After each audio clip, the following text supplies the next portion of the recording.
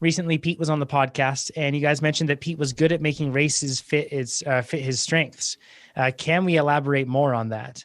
What about the team strategy around a leader who doesn't perfectly fit the course? I would love to hear Amber talk about this, since she is ex World Tour. So analyzing the race and what you do to make a race fit your strengths, because you are very skilled at that. And then we'll also focus in where she says, what about team strategy around a leader who doesn't perfectly fit the course? And that's kind of, we'll talk about it from more of an individual perspective with Pete. And then Amber, I'm sure, you'll have some to add to that, but we all have lots of stuff to add to this. Pete, where do you want to start with this one? First of all, if anybody ever wants to geek out about this, please shoot me a message. I get some messages on Instagram about race tactics, whether it's pro racing or anything. Please always, I could geek out about this stuff forever. I think for me and for almost every racer, you kind of decide there's a fork in the road right at the beginning when you're thinking about your race. And it's whether the race or the course is suited to you, or the race or the course is not suited to you.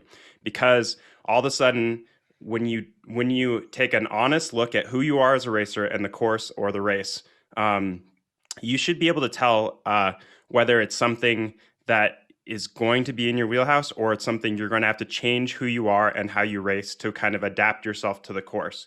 And so for me personally, that means it's pretty basic. Either I'm going to get dropped, but if I'm in, I have a great chance of winning, which is a lot of courses for me. If I can hang on for dear life, or keep catching back on over and over and over, and if I'm there at the end, I probably have a pretty good chance of success. Or there's a race that's really well suited to me, and then it's up to me to utilize kind of my best race winning effort to maximize my skill and power profile and everything on the course to kind of crack the whip and use one bullet to win. And that's as condensed as we can make it really quick, but I think we can break it down a lot more. So yeah. The one that I get asked more often is races that you're not suited to you. How do you kind of tackle that? And how do you examine a race and know what you're going to be capable of doing? And I think that's kind of a 1D look at a race. What you want to do is you want to plan your strategy of you as a cyclist, or to what the race is actually going to unfold, and then you're going to stack kind of luck and the odds in your favor. You can't ever say, I'm going to pedal this hard for 5 minutes over and over and over. Alex might be able to, but I beg to differ. It depends on, most people are not capable of doing that, but what you can do is you can make the stars align so that you're in a better position at critical points on the race. You're less tired or more, other people are more fatigued at critical points on the race. And it's all about kind of, you're not turning the race on its head. You're like twisting a little dial so that your chances of getting dropped are 40% instead of 60% or something like that. And I think that's what, when we preach about efficiency, we're not talking about monumental changes. We're talking about the most minuscule things you can be doing to change the race for you. Because if you're going to do 15 or 20 of these really small changes, that's what changes the outcome of the race. And so for a lot of people, it's mainly positioning, and knowing what you're good at doing and what you're bad at doing really changes how you should approach a race and where you should be positioned. If you have the ability to get through a pack really well, save your advanced positioning for when the race is difficult and other people are struggling. And if you're not good at positioning, make sure you're in the position you need to be before you get to that point. And this could be a downhill, this could be an uphill, this could be really technical turns. But you have to look at what you're capable of doing, and then you're going to capitalize on that over and over and over in a race. And all this is doing is stacking the odds in your favor. So when people are thinking about, I'm going to do these things and it's going to be a completely different race experience, unfortunately, that's not the case. It just sucks a little bit less, and you might not get dropped quite so early. And so when I was figuring this out, I've done really hilly races, which don't suit me, but I've been able to be dropped 15 times in a race, probably, or 20 times in a race, and come back and still been able to finish because I didn't give up. I'm better at longer power. And I just knew that probably the course of the race is I'm going to get dropped 15 times. But if I'm there in the last 1K, like I can probably get a top 5. So you're really racing for a specific point in time and getting yourself there in the best possible chance. And so for me, even hilly crits, I'm probably going to get dropped, but you still fight all the way with making slightly better decisions. And that's what changes how you feel at the end of a race and how everybody else feels and kind of your chances of success. So that's still, we could go deeper still, but I was going to see. Can I offer some concrete examples really quick of this? Yes. So things that I see Pete do really well. The point that he made of on a lap course of positioning yourself over and over again in the right spot. So it's a hilly course. Actually, I'm going to use specific examples, then you'll be able to go to our YouTube channel. You'll be able to look up these races and you'll be able to see what we're talking about because we have them for the race analysis series. So there's one called the UNR criterium, and it's the local campus criterium that we have that usually happens. They have a collegiate race, but then they also open it up to other athletes to be able to race. This course is hilly and punchy, nothing too long, but it's in terms of like long, steady drags, but the climbs are punchy and the course is technical. It strangely actually fits Pete, but the punchy parts, you still get hurt by really light riders that are able to punch up those things pretty quickly. Mm-hmm. But one thing that Pete, your point that you knew that you couldn't slip on and you had to execute in terms of positioning every time in the right spot before the descent, you made sure that you were close to the front of the pack. And you did that because you knew that descent, if you had a clear track in front of you, you'd be able to carry more speed because you're a bigger rider and you're more aero and you're not scared of turns. So you don't hit the brakes. So at the bottom of that big turn, you could carry all that momentum. So you let yourself move through the pack elsewhere on the course. You didn't freak out about not being perfectly fast and perfectly positioned in other spots. But in that one spot, you knew you had to be perfectly positioned. So you did that lap after lap after lap. And that's what helped you in that race. And you mentioned layering, and that's a really important thing. There's the course and how the course is or how the course combines with your strengths. That's one thing. But depending on the field and the conditions, it may get raced very differently. A pan flat criterium, Pete and I have mentioned this before. We have Air Center, and go look at that. It's nothing exciting. Sorry. It's a flat business park criterium and as flat as it gets. But the racing is actually super dynamic on that course because it's pan flat. So that means that when there's a hill, that's like a central focal point for everybody in that race. They know something's going to happen around that hill. Alex and I see it all the time in mountain biking in the sense that there's usually with XCO, there's one or two significant climbs and a technical section. So then as a result, that's where everybody's focus goes. But the interesting part about a flat course is that it opens it up so that anything can happen at any point. And then it also really leaves it up to conditions and the pack rather than the course. However, if any race course, look at it first and think, okay, how would I ideally race this in a vacuum if it's just me? Understand how you would perform there. Then add on additional layers. What's the weather going to be like? Am I going to have a headwind the whole day when I'm going through this section? That's going to change your approach. That means that you don't want to be the first rider and the one that's really using your strength as you're going through those rollers, whatever it may be. Then think about the field. How's the field going to race this? Is a big team going to show up? If so, they're probably going to want to control the race. So I can sit back and let them do it. Or is this part of a series? If so, that means there are going to be GC riders that are really going to be pushing for something, and they'll have motives outside of just winning the race, but getting points or minimizing losses. And then think of it, is it just a free for all and you have no clue who the racers are? In that case, instead of going out and showing your cards and thinking, I just need to race this, how it fits my strengths, it's really about, okay, I need to make sure that I put myself in a position where I'm never vulnerable. That way I can always be ready to respond when needed because I just don't know when those things are going to happen. Pete's a master at doing this sort of thing. And also one thing that Pete does when he races, you can check out the Folsom criterium from last year. I think we have a video of this one.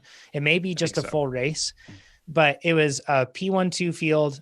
Mike Spikes was in the field. They're very strong. You can also watch the one from Lamb Park Criterium that we did.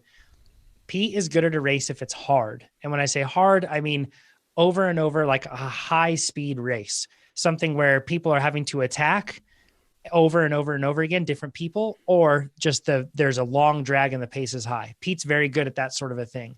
If it's a huge kilojoule demand, by the time you get into the final kilometer, Pete's happy. So in that case, Pete knows that that's how he wants the race to unfold. So if he has analyzed everything and he has thought about what I just said, and to every degree, but then the race just is not unfolding how he wants it to unfold, Pete then has the choice. Do I want to make this the race that I want it to be? Or do I revert to a plan B or a plan C, whatever that might be? So you think through all these things, and then you also have that plan A, that plan B, and that plan C at the ready. The cool part about Pete's strength of making a race hard is the fact that it's really hard for a lot of people if done right. So it's a really good way to improve his odds. Whereas if somebody that's a really good climber and they just need climbs to happen in a race and they're in a flat criterium, their ace in the hand is actually something that's it's going up against a royal flush. They just don't have much value there. Whereas Pete's tactic is actually very valuable across a lot of races because it's pretty effective. So yeah, it's super cool. And if you can watch all those races and race analysis, watch Pete's full races and really pay attention to it when you're training, because Pete is a master at being able to break that stuff down. Sorry for making you blush, Pete, but a master at being able to break that stuff down. I appreciate the kind words. And it took me a long time. I want everybody to know it took me years. I was so bad. I used to get made fun of on my team for having too high of a power value for most races. So don't worry. I point of racing.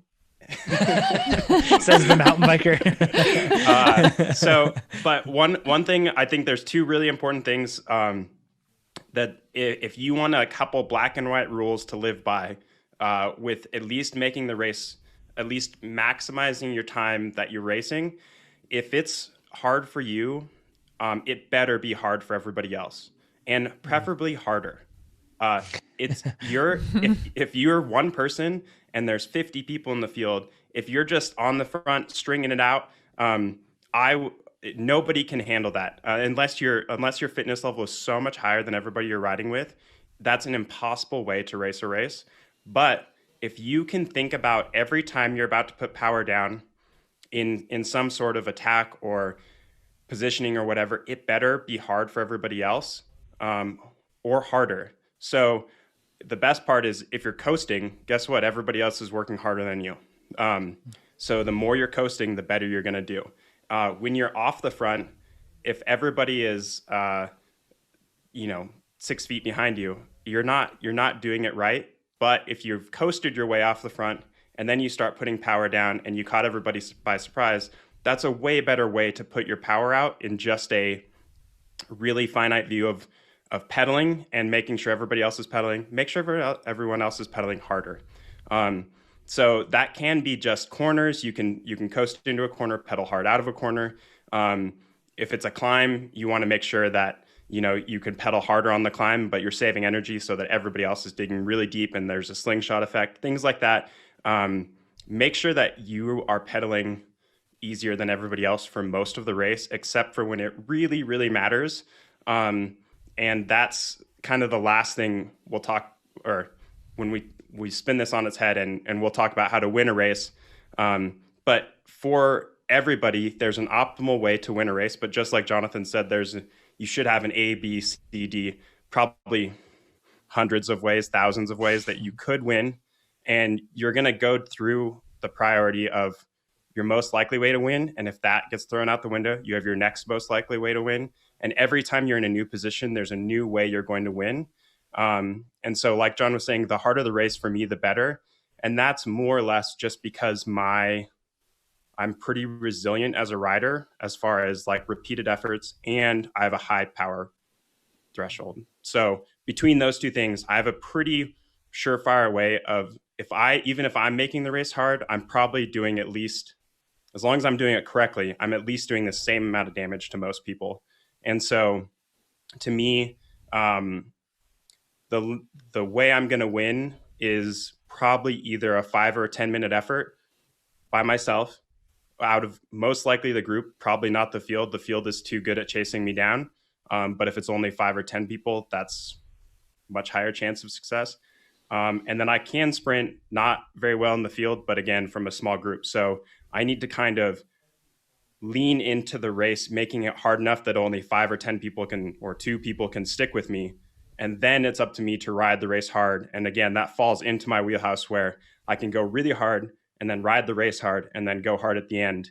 And that's what makes me a better kind of, that's my ideal scenario is really if I can make the race really hard for the first 10 minutes, drag 5 people off, and then either attack them with 5 laps to go or sprint them at the end. That's how I would choose for every race to go. And so I go in with that mentality, and then you start, like John said, layering that way you want the race to unfold with your tactics and your positioning and the efficiencies that I talked about earlier.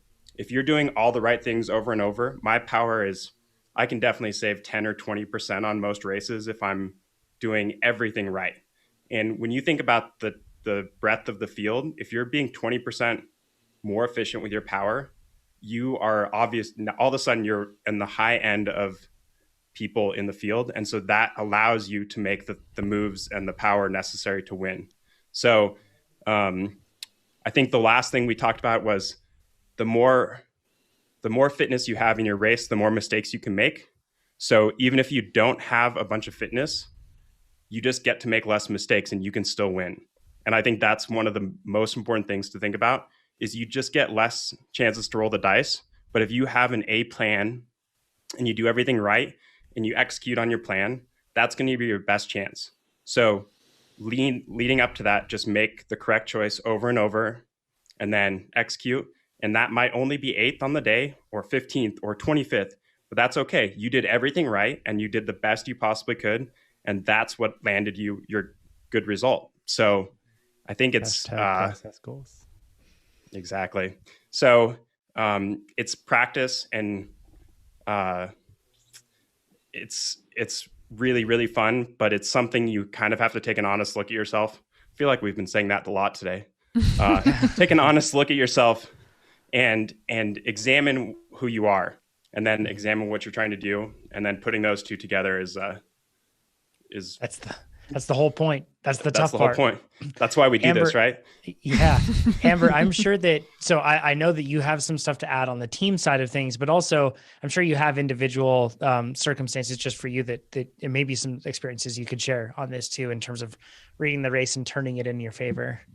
Yeah. So the way I like to think about a race is every race is going to come down to a series of selections. And your goal, if you want to try to win the race, is to make every selection, including the final one across the finish line.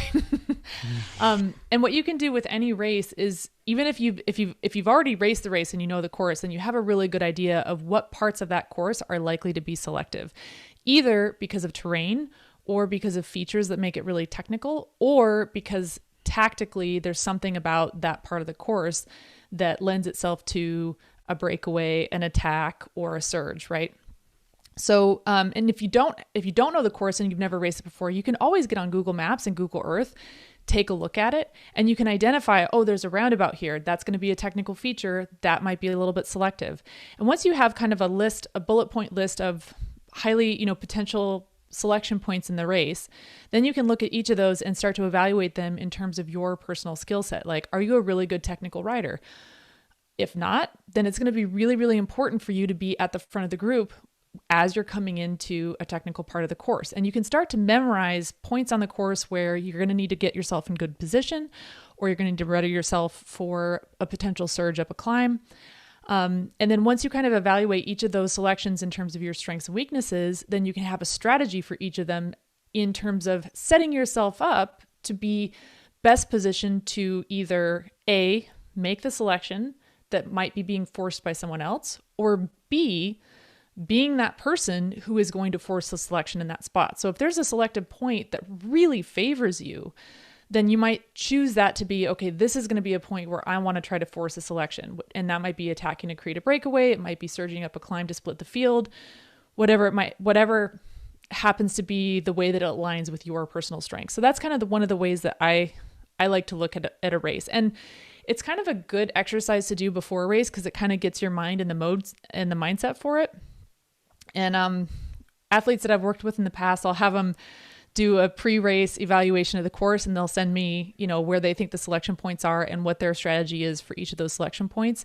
And then after the race, we'll talk about, okay, what actually played out at each of those points? How well were you positioned? Is there something, what can we learn from that and take into the future? So that's kind of and I think it's a different way of saying what Pete was saying. So like nothing I'm saying here is at odds at all. I think saying things in different ways can really help too, because everybody has different learning styles. But taking notes over here. I'm good. Alex is taking notes. Yeah. Get to single track first. Yeah. We're going to talk about that after Amber's experiences. We're going to get into mountain biking stuff, Alex. It's going to be good. So, I think that it's about creating the race, because there is a course and there's a field. And of course, you're going to have to respond to how the field is racing on that course, but it doesn't mean that you're powerless. You have influence over how the race is going to unfold. And based on the actions you take, how you respond to other people, you are contributing to how that race is created. So remember, it's within your power to create the race. And this is even more powerful when you have a team that you're working with, but you can even do this as an individual. So a couple examples of this. The first example I'll give is it's a stage from the Cascade Cycling Classic. It's the Aubrey Butte stage, and there's 3 very significant climbs. And I'll say that, like, not being one of the top climbers, but I'm a strong climber. So, to Pete's point, like, I've managed to win races in bunch sprints. I've won mountaintop finishes. I've won general classifications. I've won criteriums. I've won time trials. So I've learned how to win in a lot of different ways, not being a pure climber, a pure sprinter, a pure time trialist, or a pure GC rider. So this is the beauty of cycling, is there's always an opportunity. You can always find a way to create the race in your favor. So on this Aubrey Butte stage at the Cascade Classic, very hilly course, it was the final stage of the stage race. So this was an example where I was using tactics to my advantage, not necessarily the terrain or my particular strengths, just looking at the way the tactics aligned with my interests. So in this case, going into the last stage, Kristen Armstrong was leading the general classification by a large margin. So that meant that most of the other GC riders were kind of jockeying for position in terms of the podium, because it was going to be pretty tough to overcome that gap with one stage to go. She was also leading the Queen of the Mountain competition by a significant margin. So as we came into the first climb, she launched a massive attack going for the first Queen of the Mountain sprint. And as she launched, I noticed no one was going with her. Now, my situation was very different. I was nowhere on that QOM classification, and I was pretty far down on the general classification as well.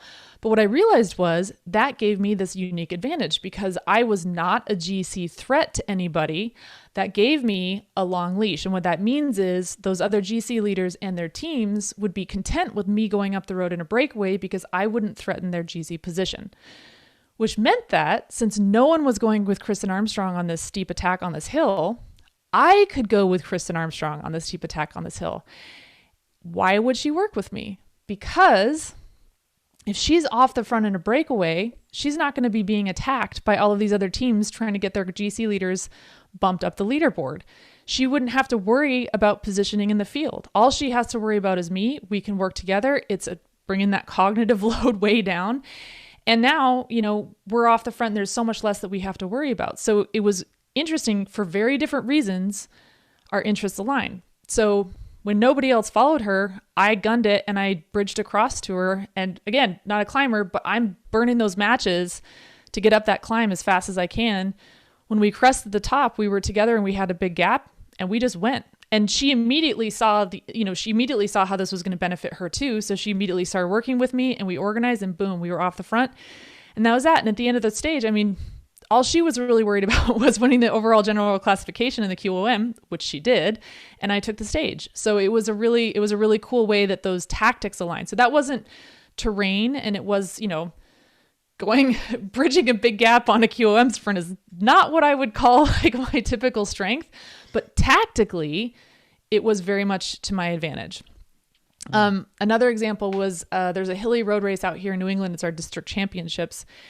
It's a very hilly race. And the finish is at the top of a very long drag of a climb. And I knew that I knew who was going to be in the race. And there was one gal in particular who's a really, really strong climber. And I knew that if it came down to a selection on that final climb, it was going to be really, really hard for me to beat her up that climb. Like that was going to be not necessarily impossible, but it would be a very tall ask. And I really didn't want it to come down to that if I could avoid it. But I wasn't actually sure how I was going to work this out. I knew that eventually we would force a selection on one of the earlier climbs. And so I wanted to make sure that I made those selections. And then I was going to have to figure out how I was going to get away from her before that climb. And this was one of those things where if you're not a strong climber or you're going up against people who are stronger climbers than you, you don't have to outclimb them. You just have to get to the climb first. Pro tip. So he does this on this, all the time. It's true. She gets there first. Sorry, yeah, I shouldn't have said. Yeah. It works. It works really well. So on this course, there was a big downhill before that final climb, and we were doing 3 laps. So on the first lap, I actually attacked the downhill as an experiment to see what would happen, and I actually dropped her. I got a really big gap on her, but it was too early to go alone. It was just the two of us in the break. So I dropped back, and we worked together the second lap. As we came around the second lap, I thought I could try to go again here, but I don't want to give away my plan because now I knew that I could actually get away from her on the downhill. And that was going to be my way of getting ahead to get a head start on that final drag of a climb. And I didn't want to do it again on the second lap and give it away because I still needed her help. You know, I didn't want to be by myself in the wind for a whole lap before that finishing lap. So I waited until the very last lap. And then I put everything I had. I burned a lot of matches. And normally I wouldn't suggest attacking on a downhill because it's a really hard place to open up a separation. But I had managed to do it on the first one. And it was kind of, this was it. This was my shot because I had to get ahead of her before that final climb. And I managed to open up a gap. And I hit that final climb alone. And I managed to win the race. And I honestly think that, I was able to get out of sight the way that the course was, and that mentally was really discouraging for her. So the other thing to remember is, and it's not like I'm not trying to be mean, but by getting out of sight, she didn't have that visual of seeing how she might be able to shut down the gap to me. And I honestly think she was perfectly strong enough to reel me back in on that last climb. But I managed to get the physical distancing and that slight mental edge of having that head start on the climb. And so keep in mind that you can use the tactics and the terrain to your advantage. And even if you're not physically stronger than your competitors, there are ways that you can kind of mentally stack the odds in your favor too. So that was one example there. And I guess I want to get into a little bit of the team stuff before this goes too long. So on a team, you have a lot of racers to choose from in order to in terms of who you want to set up for that win. So you're naturally going to choose the person on the team who is best suited to that particular race. So it's not very often that you're really going to be working it together as a team for somebody who's not suited to that race. It doesn't really happen that often. The challenge is more about how are you going to employ tactics that suit the strengths of the team. So we might want to set up our climber for a win on this big climby stage, but how are we going to use our sprinters? What tactics can we use where we can get the most out of the sprinters on the team, make them most useful, and use them in a way that's going to, tire out the other teams and the other climbers. So that's where the real challenge gets, I think, comes into play when you're talking about team tactics in terms of aligning strengths with the tactics. And a good example of this was one of my first years of racing. I was racing for Webcore Builders, and we went to national championships in Seven Springs, Pennsylvania. And Kristen Armstrong had been the reigning champion, and she was, obviously a phenomenal athlete and crazy good climber. And Seven Springs is really, really hilly. But we had some really strong climbers on our team. We had Christine Thorburn, Mara Abbott, Catherine Curie. I mean, we were stacked. So I was no Mara Abbott, no Christine Thorburn, no Catherine Curie, but I really wanted to help. So guess what I did? I got to the climb before everybody else. I went in the early break and I ended up on this massive climb in the early break. And all those strong climbers from the peloton made a selection on that climb and they came up to us, which meant that I was now in the selection with all of the really big climbers of the whole peloton, including the climbers on my team. So suddenly I was in a position, even being one of the weaker climbers on the team, to be really, really helpful after one of the most selective climbs on the course. And this is a tactic that you'll see a lot of pro teams use, where they'll send a rider up in a break with the express purpose of being there for when their climbers climb up to them. And now their climbers have a teammate, extra matches, extra help when they are going in for the second half of the course. And somebody mentioned in the comments about how in the pro ranks, you're just doing what your director says. But I want to dispel that, because as much as directors would love that, even if you have radios, the directors are back in the caravan. And I mean, maybe with the Tour de France it's a little bit different because they have live video coverage of what's going on. But the truth of the matter is the decisions that you have to make on the road in a race that to be tactically effective have to be decided and acted upon often in a split second. And there's just not enough time for the director to read the race and tell you what to do in that time where that decision has to be made. So the best directors are not the ones who tell their riders what to do. The best directors are the ones that build a chemistry and a culture within the team where the team is committed 100% to one another. And so when that split second happens, there's no question of like, I don't really like this person. Do I really want to cover this attack for him?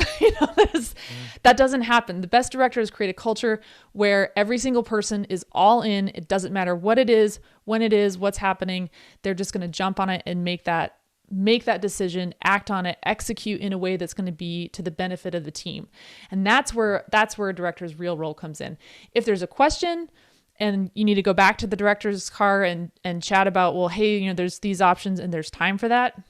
Sure, that can help. But really what it comes down to is the riders on the team being smart, making decisions and executing in the moment. And that's by far the teams that are the best teams and work the best together are the ones who do that. It's not really as much about having a director on the radio in your ear.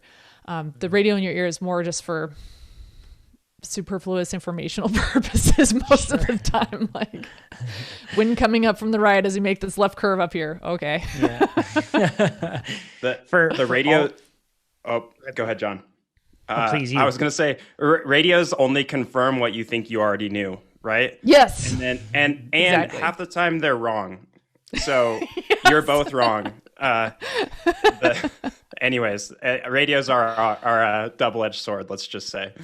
Yeah. Yes. Yeah. I liked them because they were really great for safety's sake, letting you know that there's a car on the course coming up, like weird things like that would happen. And that was really helpful. But I mean, if you're on a team and the team is relying 100% on the director to tell you what to do from the car, you're in a bad spot. You're in a really bad spot.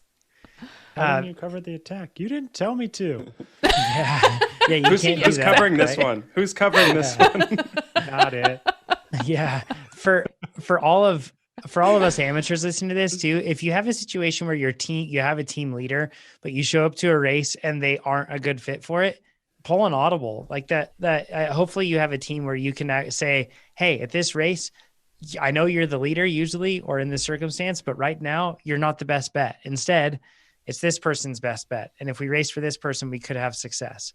So you have to be willing to do that. It's tough. It's just that's kind of the cool part about teams though, is the fact that you can be multifaceted. Alex, for you and I, not on the team side, mountain biking, a lot of this stuff still applies of the course, your skills, the conditions, and the people you race with. But let's talk about influencing a mountain bike race, because so much of it is a time trial. And then the other side of it too, because the reason that it comes down to a time trial is because the course is usually hard enough that it very much governs you from just going all out. Like if you go all out, you're going to get to the point where you blow up. And then as a result, those climbs are really going to slow you down. And you're going to bleed a lot of time.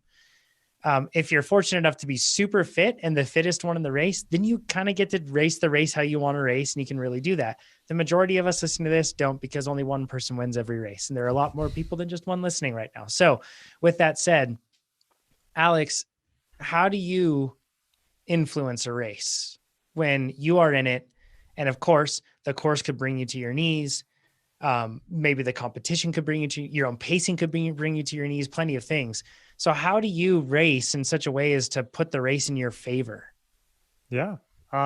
With mountain biking, I guess the course changes quite a bit, and we all start like mass start style. And so the first step, I think, for me is kind of checking out that start. Like if you have, like normally in XCO racing, we have what's called a start loop. It's normally like 5 or 6 minutes. And the idea is to like be able to shuffle positions and make it a level playing field. Sometimes that start loop has single track and whoever designed it doesn't understand what a start loop is supposed to do. But so it's like you have to take those things into consideration, right? Like if 45 seconds after the start you're going to hop into single track, then it's just gunning it to that single track and trying to like, okay, there's a right sweeper. Before I had a UCI ranking, there was actually a strategy to it. Like, oh, okay, it's a right turn. Far right is the shortest way through the corner, but it's also where everybody's going to bottleneck. So I would start on the far left of the course for that right hand, knowing that the flow around the far left would actually be faster because there's more likely to be a pileup and the slowdown in the apex of the corner. So kind of just reading the start and like, where do I need to be? Where do I want to be left to right on the start line? Do I have enough time to move up? Like, for example, Winter Park Nationals was just pretty much a fire road drag to the single track. It was 2 or 3 minutes and it was just pretty much, you put out the most power, you're there. But there's a fine line, right? Because it's like, I knew if I was in the top 10 wheels that I had made, I like Amber's analogy, that first selection, like that was the first check mark, right? Like I just need to be in the first 10 wheels. And to be honest, I went over my power target to do that because I was like, if I don't do this, then my race is over because I'm going to get caught in that single track so far back that it doesn't matter what power I put out for the rest of the race. So it's kind of like reading those situations and kind of, okay, this is the first one. Okay, now I'm in the top 10 wheels. Okay, I went over my power target, time to just sit in the wheels and recover a little bit. The descent's coming up. But you can also, after that, start to make the race your own by, say the climb starts with fire road and then goes to single track. If you get into that single track first, you control the pace for the second half of the climb. So in your mind, you can be like, okay, I'll go a little harder for the first half, get into that single track first, and then set it to the pace that I want. And you can influence that. Same with descents. If you go into the descent first, you decide the pace on the descent. You decide the lines, you have a clear track. So you can use those things to your advantage. But also to Amber's point of when she raced the race with 3 laps and she attacked on the descent, you don't want to show that too soon, right? Like if you know you're going to hop into the descent first because you want to be in that position, or you want to control the race, or you want to come out of that single track first for the sprint because it's a short sprint, then do that on the last lap, follow the other people on the descents, be like, okay, I know their lines. And then on the last lap, make that move to be in front into that descent. And there's a lot of poker analogies here, right? Like you don't want to show your hand too soon. Exactly. And you're playing the people, not the game. Yep. Yes. Oh, absolutely. And like for me, I have the advantage that at the pro level, we race the same guys like every weekend. So I know people's strengths and like you can use that to your advantage. So if I go to a climb, I can put it a little bit above what's comfortable for someone who maybe benefits on like a short power kind of climb. And then they're like, I can't hold this for 8 minutes. Like they don't know how long the climb is kind of thing. So you play that mental game of like, is he going to hold this the whole time? Is he going too hard too soon kind of thing? So it's try to get in their head a little bit. And then as you come to like the end of the race, right, into a sprint, it's deciding if you feel like you back yourself in that sprint in a perfect scenario. So if you don't, then try to make that separation on that key climb, put your move in before the descent and try to come to the finish line alone. But one thing that I think is important in all racing is always back yourself. If you end up coming to that sprint with someone you can't beat in a sprint, quote unquote, can't beat in a sprint, send it. Give your best sprint. Like just because in your head you can't beat them doesn't mean you can't. So it's like, just because someone's a better climber than you, again, air quotes, always back yourself. Always be like, nope, today I'm going to beat him in a sprint. Yeah, those are great. Actually, those are super good points. Short story. Several years back, I actually had a broken rib and I was racing Tour de Gila and I ended up in a break with 2 other very, very good sprinters. totally unexpectedly, I got dropped on the first climb, was chasing back, had just tacked onto the back of the field when somebody attacked. And I was like, oh, sweet. This will be like the one attack I can cover today and be useful. Ended up in a break that got 3 minutes on the field. Whoopsie. So we were coming into the finish, and I was thinking these are two really talented sprinters who don't have broken ribs. But I did just what you said, Alex. I backed myself and was like, all right, this has been a long and grueling day, and they're really tired. And if I can, so I was at the very back of the group watching them, and I figured if I can get the jump, by the time they see me in their peripheral vision, I'll already have created a huge speed differential. And because it was a long and grueling day, and this is often the case in a breakaway, there's a lot of mental fatigue. So there's going to be there's going to be a lag in that reaction time, because part of it is just because you're tired and your reaction time is going to get longer. But also there's going to be this part of everybody around you that's just like, ugh, I'm tired. Like, I don't want to go now. But if you can be the person that's just like, send it.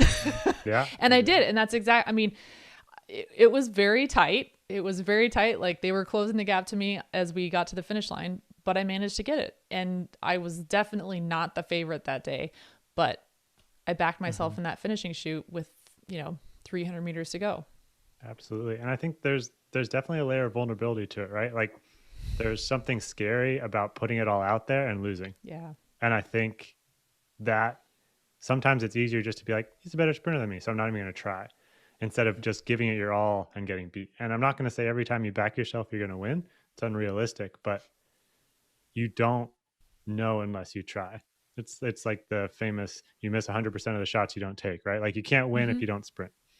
Yeah. And the best way to get over that is to lose a lot. Like, and I know that sounds, but that's something that, like, Pete, you and I have talked about this plenty of times in crits, where it's like, it's always, we never think of not going for something. And yeah, it might blow up and is likely to blow up in our face, and that's okay. Like, you try it. And that's why racing a lot is really beneficial for this sort of a thing. Yeah. And it's interesting because you say a lot of the mountain bike races come down to TTs, and it has me thinking of there was a Pro XCT back in 2019 in Utah, and started off the gun, and I got tangled with another rider and went down, and I was dead last. And like, the first instinct is just be like, well, there goes my race. I got back on, and just TT style, right? Like, I didn't think about anybody else in the race, just how fast can I get from point A to point B on this course. And I actually ended up sprinting in the second main group for third place. So yeah, it's easy to give up, but I think those moments, once it happens, right? Like, Amber, you probably look back on that sprint moment anytime you doubt your ability, and like, well, it's happened before, so it's easy to believe once you've done it. So I think the first time's the hardest, even if it doesn't pan out. It's like, well, I crossed that line with so much more satisfaction because I gave my full effort. Like, I'm happy to lose if I gave everything I had. I hate losing if I'm like, well, could have gone harder. Mm-hmm. Oh yeah, and absolutely. I think that's what, this whole conversation comes down to, is it's about putting yourself in a position to win. It's, there's never a guarantee. Like, it's just, there's so much in a race that's beyond your control, but focusing on those process goals and putting yourself in a better and better position each time. And then when you find yourself in a good position, don't throw it away. Like you said, just throw everything you've got at it. Even if the outcome isn't going to necessarily be what you want, you won't walk away with that regret or that wonder and that question in the back of your mind of like, oh, what if I'd given it a little more? What if I hadn't hesitated? That's so much worse than throwing everything you've got at it and getting out sprinted. In that scenario, it's like, hey, hats off to the person who beat me, because yeah, absolutely. And then I think it's natural to want to beat yourself up for those things, but even if you don't, use those as learning experiences, right? Like, like to Amber's point, she said, oh, what if I just reacted quicker? It's like, okay, next time I know, like, coming into the sprint, I'm really on my peripheral vision, no matter how tired I am. As soon as I see somebody, I'm going. Yeah. And commit to that process goal, right? Like, it's not, I'm going to win the sprint or I'm going to hit 1600 watts. It's, I'm going to respond as soon as I see them. I'm going to put myself in the best position to win this sprint. Because we train so much for this that it's like second nature, right? Once you can execute, your body knows what to do. You can kind of let it take over in those scenarios. If you like this video, make sure you give us a thumbs up. If you didn't like this video, you can give it a thumbs down, but let us know what you would have done differently in the comments below. If you want to see more of these videos, make sure you subscribe to our YouTube channel. And if you want to become a faster cyclist, check out TrainerRoad.com. Do it. If you think I have better hair than Jonathan, give it a thumbs up. If not, leave a comment. My hair is better than his.